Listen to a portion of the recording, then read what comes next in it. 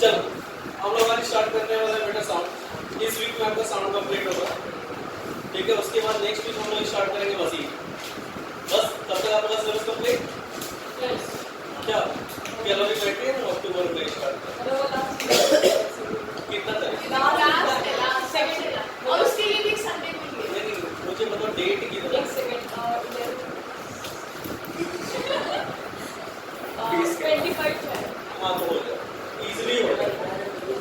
Thank you date बताने के लिए, क्योंकि हम लोग 1 से 10 तक 20 की 25 के बीच में एग्जैक्टली थैंक यू। चलो यहाँ देखते हैं। क्लास 9 में बेटा हम लोग पढ़े थे साउंड, याद होगा आप लोग को कि साउंड हम लोग पढ़े थे। साउंड क्या होता है?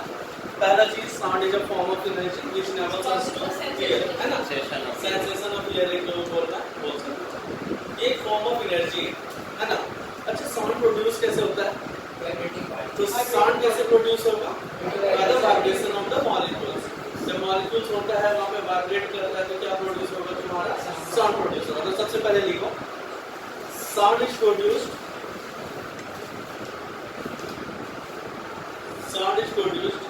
when a body vibrates. Sound is produced when a body vibrates,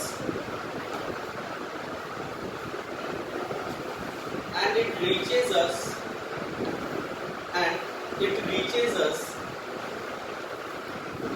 through the vibrations of the particles,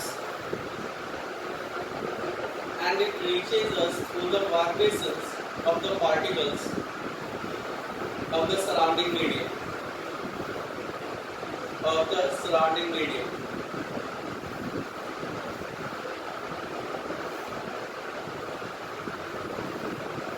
ठीक है? Thus sound requires medium for their propagation.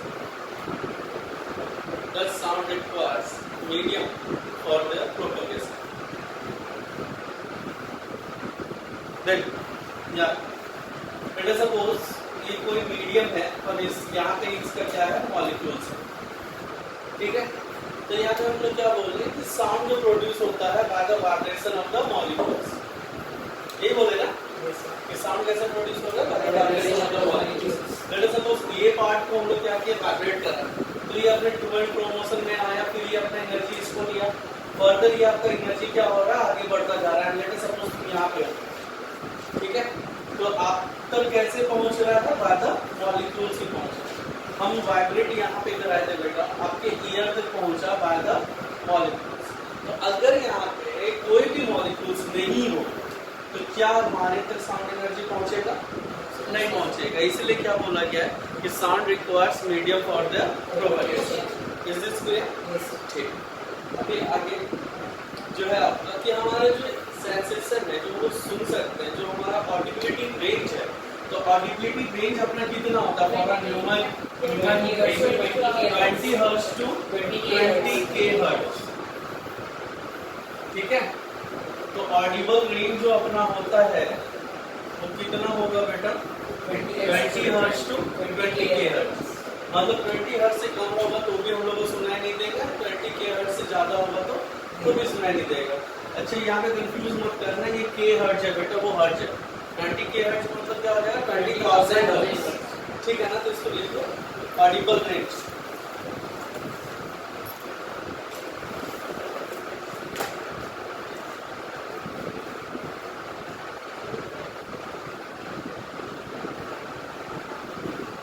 इसके पहले जो भी होगा समझ लो थोड़ा सा, ये 20 हर्ट्ज से 20 के हर्ट्ज हम लोग क्या बोल दिए? ऑडिबल रेंज बोल दिए।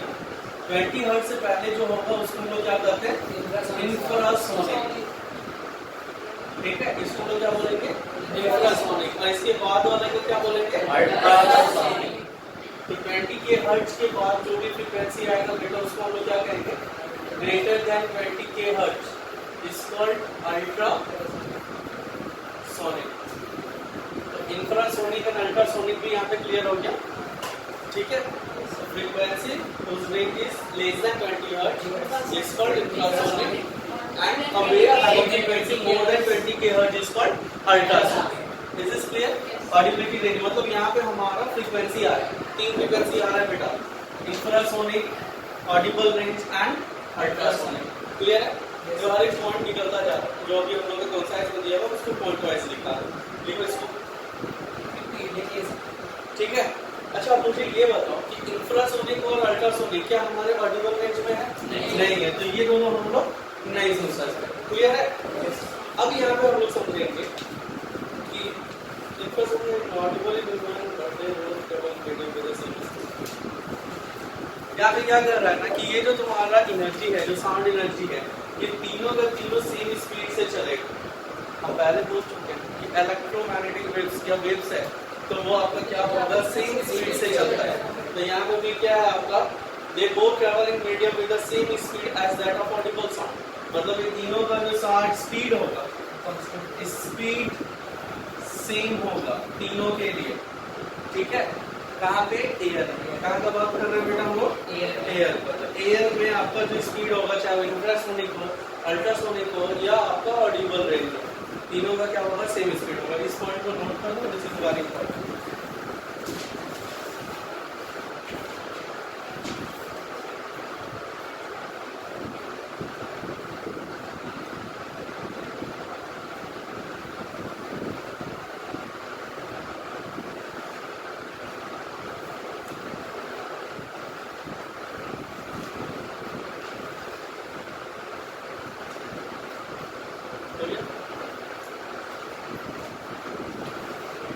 हो गया क्या? Yes. Done? अच्छा ये खड़े रहेगा। कौन? बात नहीं किया। चले यहाँ देखा, यहाँ देखा। अभी हम लोग बात कर रहे हैं कि ये जो एनर्जी में ट्रैवल होता है तो उसको कैरी कौन करता है? मॉलिक्यूल्स करता है। अच्छा, मॉलिक्यूल्स में डिस्टरबेंस क्रिएट हुआ तभी तो पहुंचा। अगर मॉलिक्यूल्स में डिस्टरबेंस नहीं होता तो क्या हमारा एनर्जी एक जगह से दूसरी जगह तक जाता? नहीं। तो ये जो डिस्टरबेंस हो रहा है ना, दिस इज कॉल्ड वेव्स। इसी को हम लोग क्या करते हैं? वेव्स। ठीक है? Wave are the disturbance in the molecules of the given medium. Wave क्या होता है? वेव को अगर हम लोग लोकल लैंग्वेज में या हम जैसे देहाती लैंग्वेज में समझें तो ये क्या है? ट्रक है जो कैरी कर। ठीक है? ट्रक बोल दो या नहीं तो आप क्या कर सकते हो? कैरियर बोल सकते हो। Which carries energy from one point to another. It acts as a carrier. Wave क्या है? Is a physical disturbance of the molecules of the given medium. Simply, अगर फिजिक्स से टर्म में डिफाइन करेंगे तो waves are the physical disturbance of the molecules of the given medium which carries energy from one point to another point. ठीक है? उसके बाद बात करेंगे अभी हम लोग कि वेव का टाइम कितना होता है। हम ऑलरेडी जब स्पेक्ट्रम पढ़ाए थे बेटा तो वहाँ पे हम डिफाइन किए थे, याद है ना? जब स्पेक्ट्रम पढ़ाए थे, कौन कौन नहीं आया था स्पेक्ट्रम पढ़ाने वक्त? हाँ, सेकंड क्लास। Very good. तो यहाँ पे जो होता है दो तरह का वेव होता है। तो first one is EM wave. First क्या होता है? Electromagnetic wave. और दूसरा आपका क्या होता है? मैकेनिकल। याद है ना? अच्छा, अगर हम लोग ईएम वेव और मैकेनिकल वेव के बारे में बात करेंगे तो ये क्या होता है? EM wave are those wave which does not require any medium for their propagation. Difference अगर पूछेंगे तो यहाँ पे क्या है? No need of medium. अच्छा, no need of medium for their propagation, है ना? They do not require any medium for their propagation. Mechanical wave क्या हो जाएगा? Which requires medium for their propagation. Which requires medium for their propagation, है ना? तो उसके लिए क्या चाहिए हमको? मीडियम चाहिए। अच्छा, अब यहाँ पे मैकेनिकल वेव भी दो तरह का होता है। ठीक है? तो अभी ये दो तरह का हम लोग बात में कि होता है क्या? Longitudinal and transverse. इसको हम लोग बाद में समझेंगे विद डायग्राम। जो क्लास 9 में था उसको फिर से एक बार लेकर के आए। अभी ये समझना है कि बेटा हम लोग जो है ना वेव देखते हैं। सिंपल अगर वेव का बात करें, साइनसॉइडल वेव ले लो या कोई भी ले लो, तो वेव आपका ऐसा चलता है, ऐसा दिखे,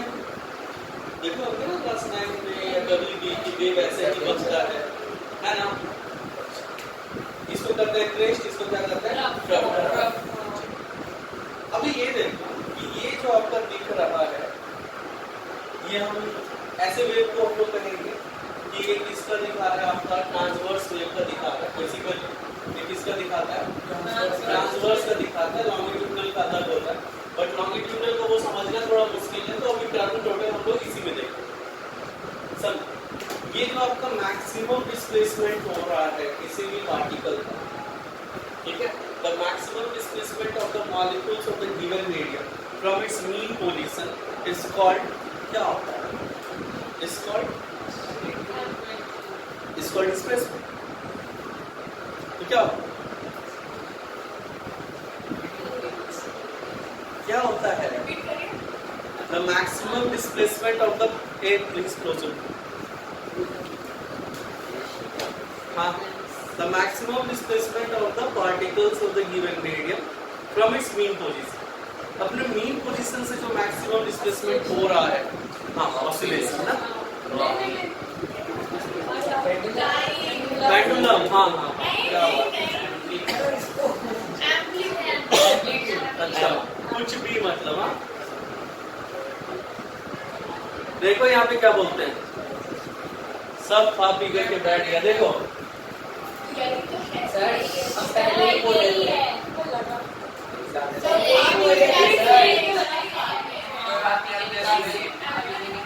देखो ये जो मैक्सिमम डिस्प्लेसमेंट हो रहा है ना, या पीक वैल्यू ये भी बोल सकते हो उसको, जितना ऊपर होगा बेटा उतना नीचे, मतलब जितना आगे उतना पीछे।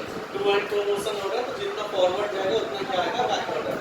तो अपने मीन पोजीशन से जो मैक्सिमम डिस्प्लेसमेंट हो रहा है, दिस इज कॉल्ड एम्पलीट्यूड। इसको हम लोग क्या बोलते हैं?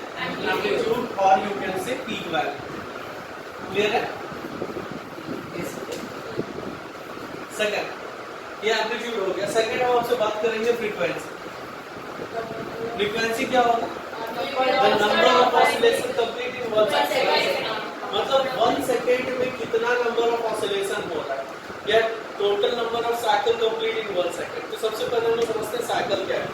देखो जहां से स्टार्ट हुआ और फिर वहीं से स्टार्ट हो जाए, उसको 1 साइकिल कहते हैं।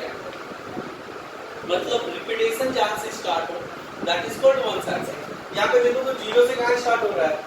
पॉजिटिव की तरफ। यहाँ पे भी देखेंगे तो 0 है, लेकिन 0 से कहाँ जा रहा है? मतलब ये तो सेम नहीं आता।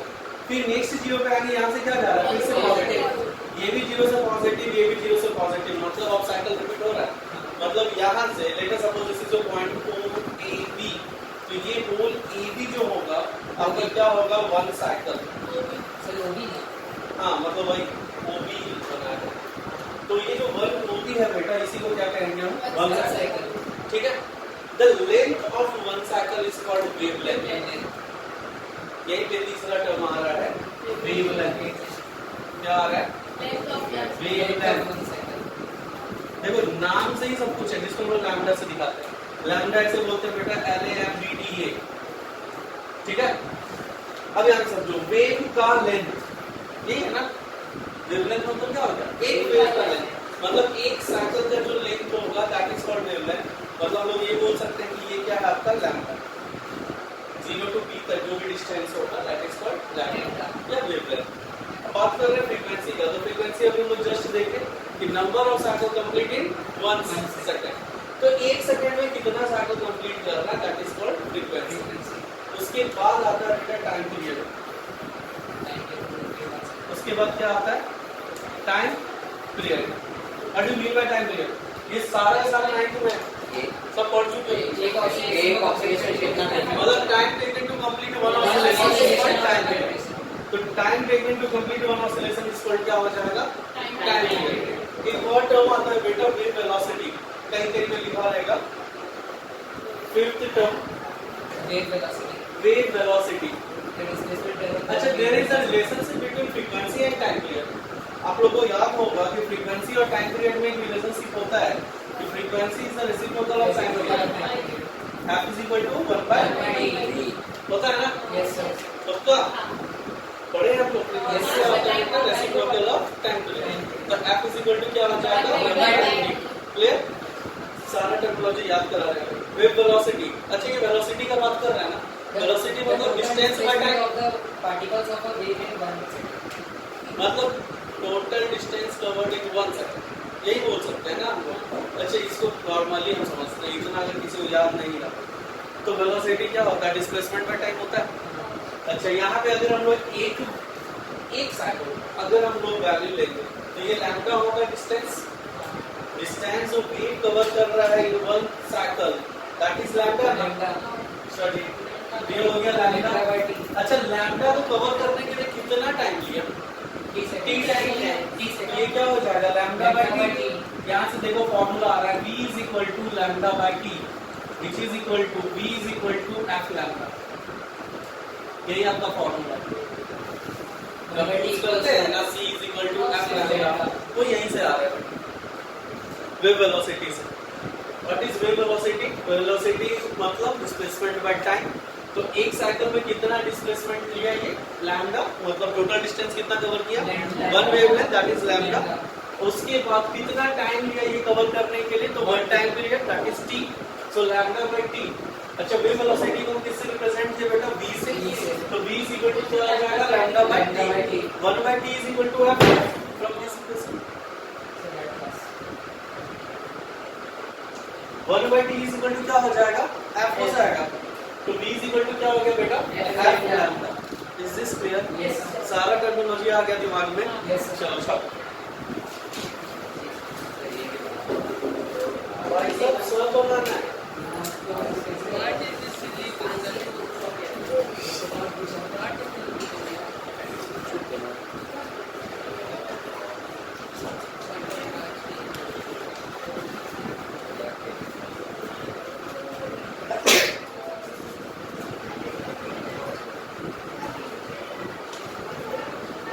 सारा आपके प्रॉब्लम में इसका डेफिनेशन होना चाहिए। ये कल ही देखेंगे हम आज का, क्योंकि ये तो आ रहा है ना।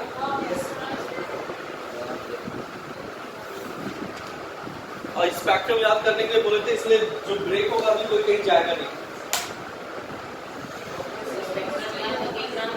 कोई बात नहीं,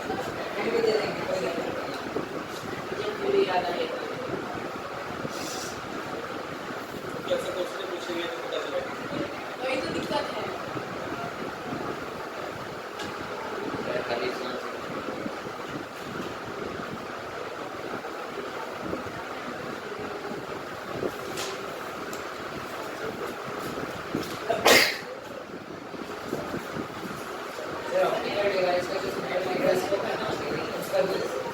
एक्सपेरिमेंट दिया है वो नहीं है, वो मुझे पता था, इसलिए तो उसको दिमाग में रखा। लेकिन वो भी हम लोग को पढ़ना है। अच्छा इसका जो थर्ड यूनिट है साउंड का, वो आ रहा है कि नहीं आ रहा? सर नहीं आ रहा साउंड, सी सेक्शन नहीं है। क्या चीज? साउंड का सी जो पिछले 2 साल से रेड्यूस चल रहा है। हाँ, नहीं आ रहा, नहीं चेक कर लीजिए। नहीं आ रहा है, सब बात आज के साथ चेक कर लीजिए। अभी नहीं करना है। इसी में सब चेक कर लीजिए। चेक कर लीजिए। पढ़ना रे, नहीं आ रहा। इसी में चेक कर लीजिए। इसमें तो यूट्यूब भी चला दे, हम चला दे, मैं काम करूँ तो सर, बोल लाउडनेस ऊपर से वाला था ना, उसका सिर्फ फैक्टर्स और डेफिनेशन और उसका वो न्यूमेरिकल सॉल्व नहीं करना। लाउडनेस ऊपर वाला सी सेक्शन। उसको बस बताना है कि लाउडनेस स्पीच क्वालिटी होता है क्या। Meaning of the terms and the factors like give me example. Complete कर पाएंगे इसमें आते हैं 9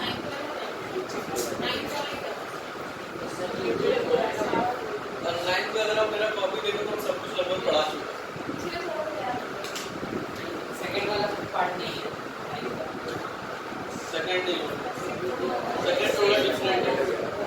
यस पोस्ट एक्सप्रेशन और वाई से क्वेश्चन आता है, इंपॉर्टेंट है। चल बेटा आगे देख।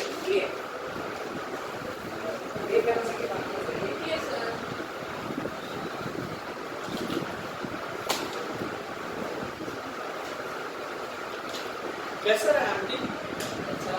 क्वेश्चन नंबर 7 का बहुत अच्छा था, उसके बाद चैप्टर 5 वाला क्वेश्चन भी लग गया। 7 तक हर क्वेश्चन अटेंड किए। तुम्हारा हार्ड का सही सलामत रहेगा ही नहीं है। सर चैप्टर 5 नहीं पढ़े थे। वो तुम्हारा नहीं मैं तो प्रैक्टिकल्स कर रहे थे सारे सब्जेक्ट सर मैंने चैप्टर 5 ही 32 बोले थे। हां 32 बोले थे। हाँ तो उसमें 32 बोलो सबसे लिखो नोट दे करके नीचे लिखो the frequency of a wave the frequency और टाइम पीरियड द फ्रीक्वेंसी और time period of a wave the frequency और time period of a wave depends on the vibrating source producing the sound.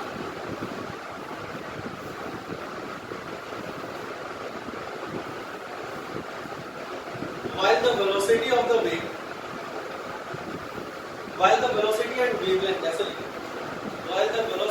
wavelength depends on the properties of the medium. Depends on the properties of the medium in which the wave travels.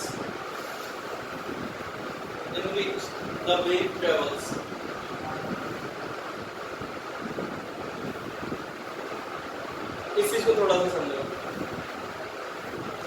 Current frequency और time period जो है, ठीक है, ये किस पे depend करेगा? Source पे डिपेंड करेगा। जो सोर्स प्रोड्यूस कर रहा है ना, उसी पे तो डिपेंड कर सकते। अब सोर्स को तो तुम कुछ नहीं कर सकते ना, सोर्स का क्या कर सकते? कुछ भी नहीं। अब कोई स्ट्रिंग से बना हुआ है तो उसका फ्लक्चुएटिंग क्या है ये तो हमको नहीं पता। उसका होता है ना, जैसे हम लोग कहते हैं कि उसका जो फ्रीक्वेंसी वो 3 हर्ट्ज है, मतलब वो 3 वर्ग करेगा, तो उसको जबरदस्ती तुम चार्ज नहीं करा सकते। तो उसका फ्रीक्वेंसी या टाइम पीरियड किस पे डिपेंड कर रहा है बेटा? सोर्स पे डिपेंड कर रहा है। This point is very very very important, पहले बता दें कोई क्वेश्चन पूछा जाता है। दूसरा चीज, अगर हम लोग लैम्डा का बात करें, ठीक है, लैम्डा का बात करेंगे या नहीं तो हम लोग किसका बात करेंगे? वेलोसिटी। अच्छा, वेलोसिटी पे डिपेंड कर रहा है उस पे, मीडियम पे। वेलोसिटी किस पे? ट्रैवल करना, मीडियम पे ट्रैवल को सोर्स से मतलब नहीं है, इसके मतलब है मीडियम के मॉलिक्यूल्स पे डिपेंड करता है, इसलिए किस पे डिपेंड करेगा? मीडियम पे। बेटा इसी तरह हमारे जैसे ये ऐसे कर रहे हैं ना, समझ में आया? Ft किस पे? सोर्स पे। लैम्डा और v किस पे? मीडियम। ये आपका याद रहना चाहिए, ठीक है? लिख लो शॉर्ट फॉर्म में।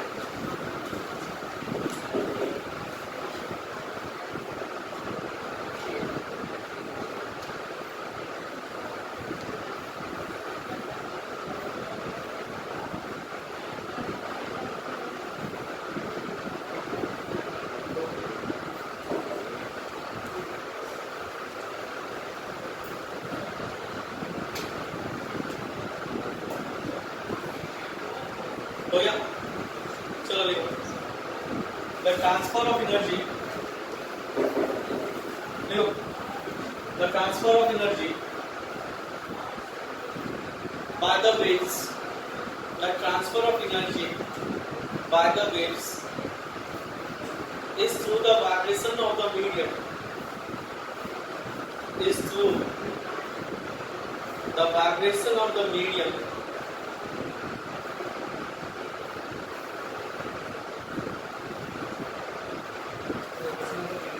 vibration of the medium particles about their mean position.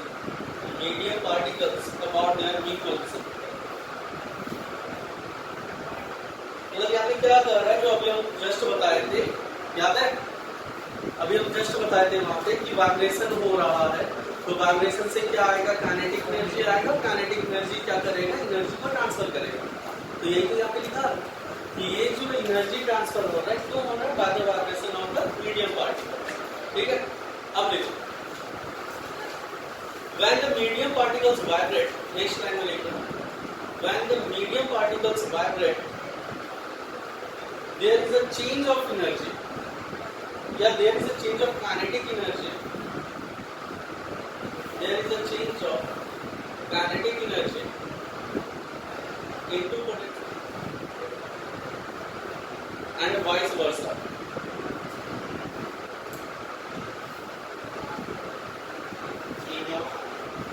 Kinetic energy into potential energy and vice versa.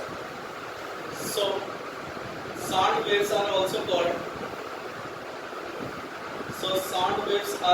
called elastic or mechanical waves. So sound waves are also called elastic or mechanical waves.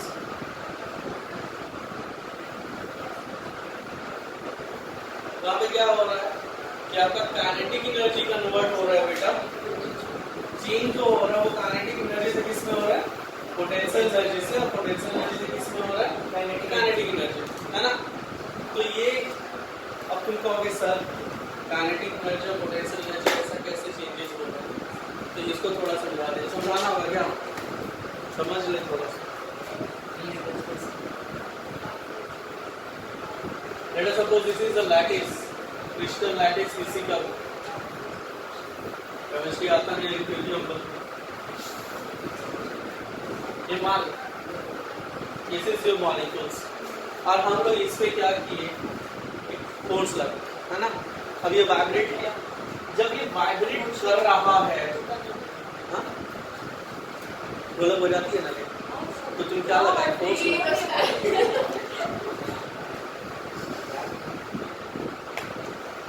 ये जो है इसमें क्या आएगा, energy दी आप, तो इसका kinetic energy change हुआ क्योंकि ये वाइब्रेशन स्टार्ट कर रहा है, पोटेंशियल एनर्जी क्यों चेंज हो रहा है, क्योंकि ये आपस में एक क्या है, एक फिक्स्ड पोजीशन पे है। जब कोई मॉलिक्यूल्स एक फिक्स्ड पोजीशन पे होता है या कोई भी ऑब्जेक्ट एक फिक्स्ड पोजीशन पे होता है, तो due to that fixed position उसके अंदर एक एनर्जी होता है, that is called potential energy, होता है ना। अब जैसे इस मॉलिक्यूल्स को हिलाए तो उसका फिक्स्ड पोजीशन भी क्या हुआ, चेंज हुआ, तो जैसे चेंज होगा तो उसका पोटेंशियल एनर्जी भी चेंज होगा। यहाँ पे कहने का मतलब क्या है कि पोटेंशियल एनर्जी चेंज होकर के किसमें गया, काइनेटिक एनर्जी, अब फिर से काइनेटिक एनर्जी चेंज होकर के कहाँ जाएगा, पोटेंशियल एनर्जी। इसीलिए इसको क्या कहते हैं हम लोग, इलास्टिक वेव कहते हैं, मतलब साउंड वेव को हम लोग क्या बोलते हैं, इलास्टिक वेव और mechanical wave. Is this clear, कोई दिक्कत है? अब हम लोग बात करेंगे कि ये जो मैकेनिकल एनर्जी है, मैकेनिकल एनर्जी का हम लोग बात कर रहे थे, पहला चीज तो ये it requires medium for the propagation, है ना। उसके बाद इसका टाइप हम लोग देखेंगे, तो इसका दो टाइप होता है, पहला होता है ट्रांसवर्स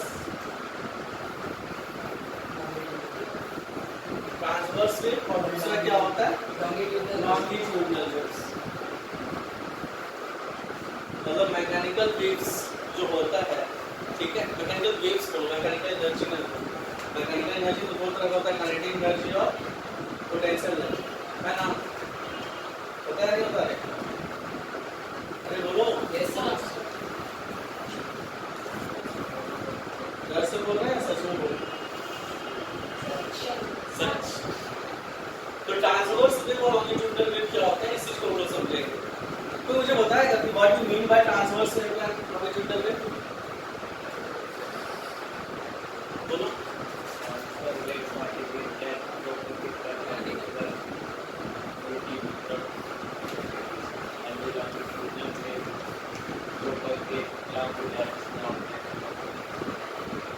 ठीक है, इसको छोड़ दिया, नहीं ठीक है, दिमाग में है बस बोल लेता है, ठीक है।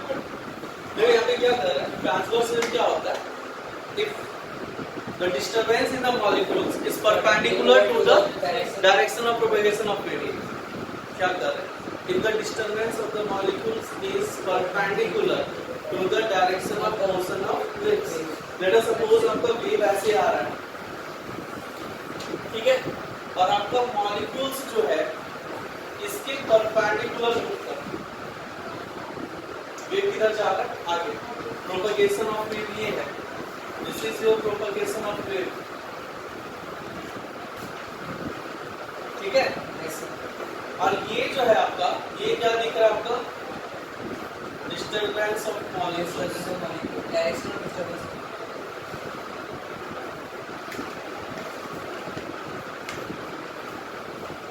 If the direction of disturbance of molecules is perpendicular to the propagation of waves, then we can say कि वो ऐसा वेव क्या होगा, ट्रांसवर्स वेव।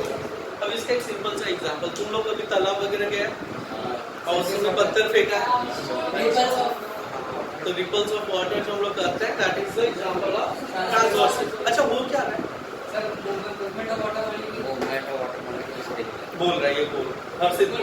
हाँ मूवमेंट ऑफ वाटर मॉलिक्यूल्स जब हम लोग इसमें फेंकते हैं तो कैसे हो रहा है हमको वही जानना है। जब इसको हम लोग फेंकते हैं तो मॉलिक्यूल्स ऑफ वाटर हाँ। एक मॉलिक्यूल ऑफ वाटर दूसरे मॉलिक्यूल से जाता है, इस वजह से spring like structure of water. ठीक जा रहा था बीच में रुक गया। मतलब ये मूवमेंट ऑफ द मॉलिक्यूल सुना, उसके बाद थोड़ा सा ऐड करने का कोशिश किया, नहीं हो पाया, कोई बात नहीं, लेकिन अच्छा था, ट्राई तो किया था। बोले ना अपग्रेड हुआ है, अपग्रेड हो गया सब, टेडी बियर नीचे बैठा देंगे, ठीक है, लेटा करके दुनिया से घुमा देंगे, समझा? तो पतला हो जाएगा एकदम चटाई की तरह, टेडी बियर जो बन के बैठा है। ध्यान दे चुपचाप, इधर देखो, जब हम लोग वाटर मॉलिक्यूल्स में, वाटर में जब हम लोग स्टोन को थ्रो कर रहे हैं बेटा, तो एनर्जी तो एक पर्टिकुलर पॉइंट पे लग रहा है, तो वहां का मॉलिक्यूल्स क्या हुआ, शिफ्ट हुआ और फ्लो आगे वाले वो अपना एनर्जी जो है वो क्या किया, ट्रांसफर किया। कभी ऐसा होता है कि वहां का वाटर उठ करके आगे जा रहा है? नहीं, अगर वो वाटर उठ करके आगे जाता तो समझ में आता, लेकिन वो तो नहीं जा रहा ना। अब ऐसा होता है ईटा मार मार के बीच में होल बना देते हैं, नहीं, और उसमें इंसान को फेंकते हैं, लेकिन ऐसा होता है क्या? नहीं तो हम लोग टेडी बियर को उठा के गंगा जी में फेंके, क्या वहां का वाटर बनेगा? ऐसा नहीं होता है, ये अंदर जाएगा, वाटर मॉलिक्यूल्स वही रहेगा, समझ में आया? तैरना भी नहीं आता उसको, हाँ, अंदर से मांगेगा पिज्जा बर्गर, देने वाले भी नहीं है। तो अगर आपका डायरेक्शन ऑफ मॉलिक्यूल्स जो डिस्टर्बेंस वो परपेंडिकुलर है प्रोपगेशन ऑफ वेव, तो उसको लोग क्या बोलेंगे? ट्रांसवर्सल। Example water ripples. बेटा हाँ हाँ, अब यहाँ पे देखो लॉन्गिट्यूडिनल वेव्स। लॉन्गिट्यूडिनल वेव्स क्या होता है कि जो आपका मॉलिक्यूल्स है, मॉलिक्यूल्स का डिस्टर्बेंस सेम डायरेक्शन में हो जिधर आपका वेव ट्रैवल कर रहा है। अच्छा, let us suppose this is your air molecules, ठीक है? अब चाहत यहाँ से चिल्लाना स्टार्ट की,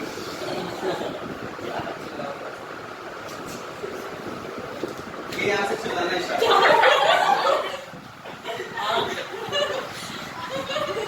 एक्चुअली चुहा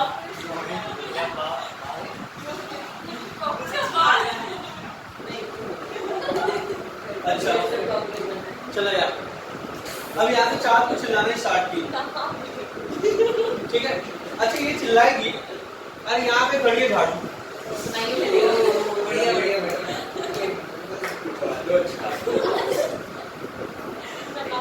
मतलब सही है। क्या लिखेगा थोड़ी बनाओ। अब ये चिल्लाई झाड़ू, ठीक है?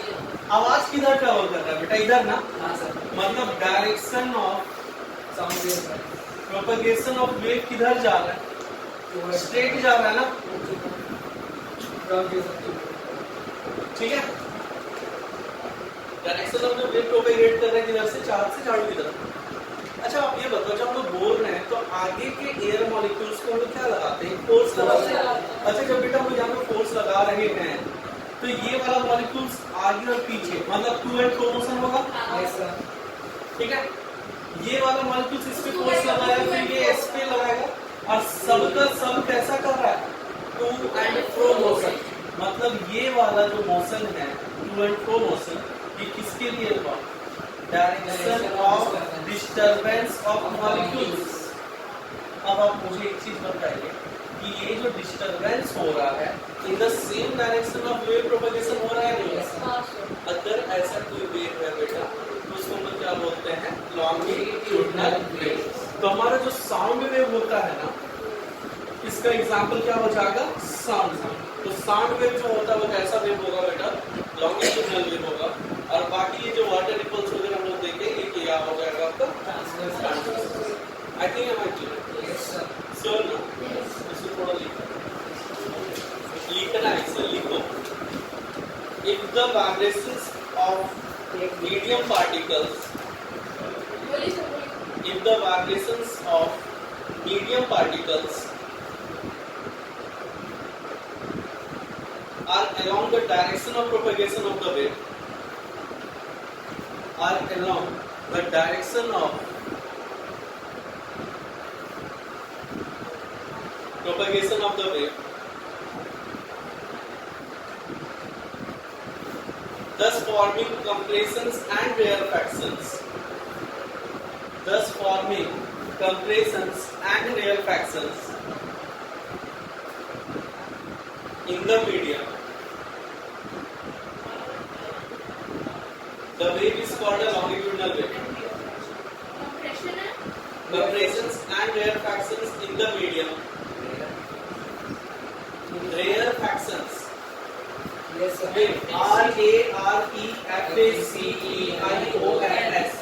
Rarefactions In the medium. in the medium. ठीक है? The wave is called a longitudinal wave.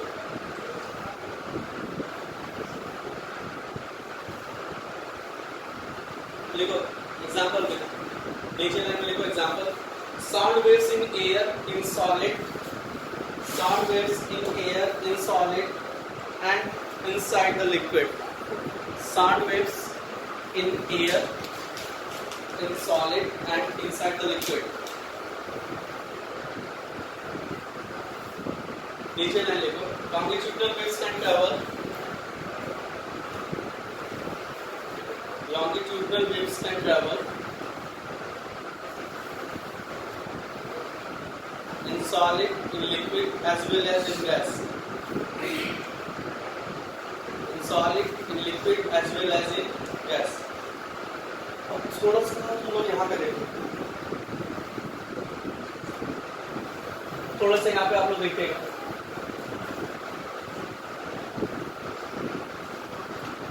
देखो अभी हम लोग इसके बारे में बात की, लॉन्गिट्यूडिनल वेव के बारे में बात की। अभी देखो कि ये मान लो कि ये आपका एयर मॉलिक्यूल्स है।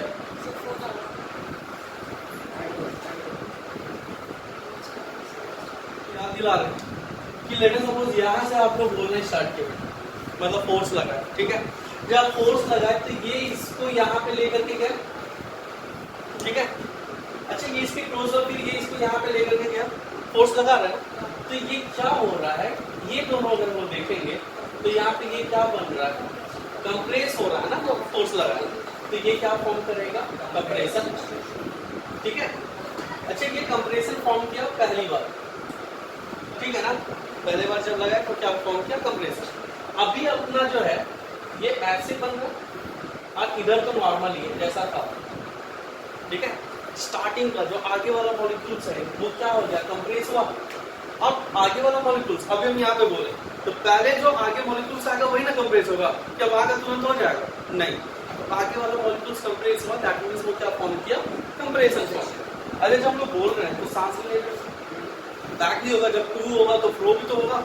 अब ये क्या हो रहा है ना, ये आगे बढ़ा, एनर्जी आपका क्या हुआ, आगे बढ़ा। जब ये आगे बढ़ा तो ये अपने ओरिजिनल पोजीशन पे जाएगा। अब सोचो यहाँ पे ये थोड़ा सा इस तरफ फैल गया और ये अभी इधर क्या आ गया, कंप्रेशन है। मतलब ये जो फैल गया more than it's mean position, जो फ्लो मोशन होता है, इसको हम लोग क्या करते हैं, रेयरफैक्शन। Is this clear? जब पहली बार आप बोले तो वो क्या हो गया, कंप्रेशन हुआ। उसके बाद जब वो फ्लो मोशन पे जाएगा तो उसके बीच में डिस्टेंस क्या हो जाएगा, बढ़ जाएगा। जब डिस्टेंस बढ़ा तो अब वो क्या हो गया, रेयरफैक्शन। अच्छा ये रेयरफैक्शन यहाँ पे अभी भी कंप्रेशन है और यहाँ पे अभी भी क्या है, नॉर्मल है। अच्छा ये कंप्रेशन फिर से आगे बढ़ेगा, ये रेयरफैक्शन आगे बढ़ेगा, अब फिर से क्या आएगा, कंप्रेशन आएगा। तो ये कंटिन्यूटी चल रहा है ना, कंप्रेशन रेयरफैक्शन, कंप्रेशन रेयरफैक्शन। समझ में आया? ऐसे ही वेव को जो कंटिन्यू क्या बनाता है, कंप्रेशन एंड रेयरफैक्शन, इसी को हम लोग क्या कहते हैं, longitudinal waves. Is this clear? समझ में आया? अब छापो ये डायग्राम। अच्छा स्पेस छोड़ दो, लिखो दूसरा स्पेस छोड़ देना, ये लो डायग्राम के लिए कंप्रेशन एंड रेयरफैक्शन के लिए आगे लिखो। If the medium particles vibrate,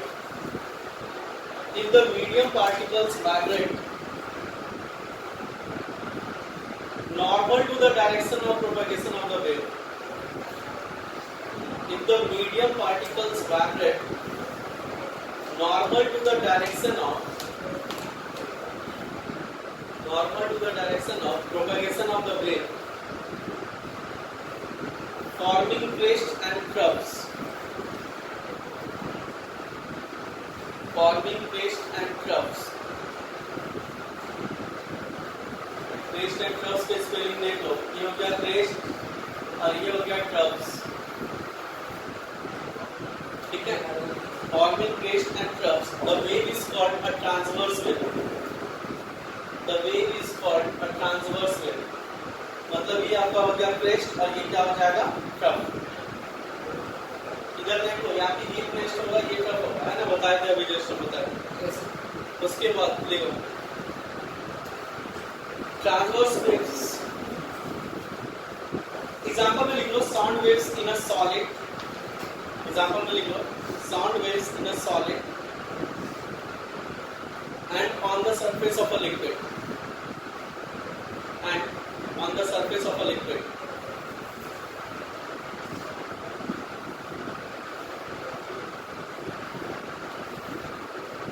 ठीक है, यहाँ पे क्वेश्चन आ सकता है कि why transverse waves only travel in solid and on the surface of liquid, note डाल करके लिखो। Transverse waves are formed